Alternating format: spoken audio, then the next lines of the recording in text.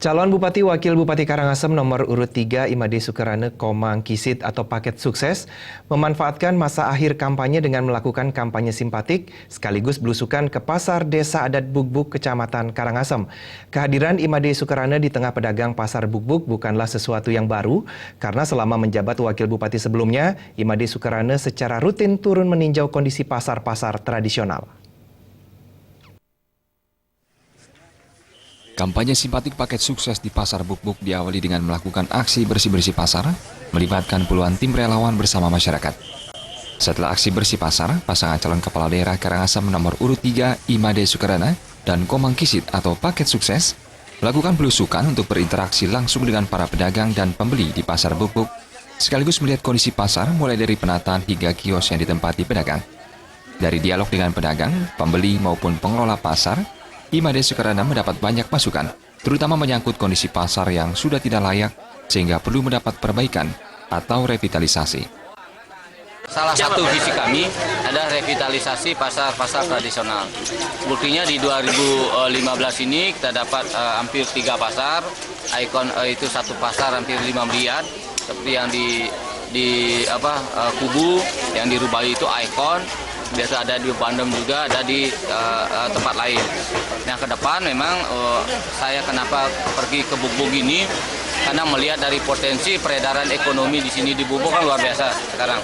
Dan itu menurut tokoh masyarakat tadi Mantri Pasar itu memang sangat dibutuhkan untuk diperbaiki karena memang ada pembuangan sampah, ada pasumnya nanti itu kan kita boleh menyebut pasar tradisional tetapi kebersihan dan lain tidak beda jauh dari pasar-pasar modern. Selama duduk di birokrasi, masyarakat mengakui Imade Sukarane telah berbuat banyak bagi pembangunan di desa Bukbuk, terutama dalam membuka akses jalan dan perbaikan sejumlah infrastruktur.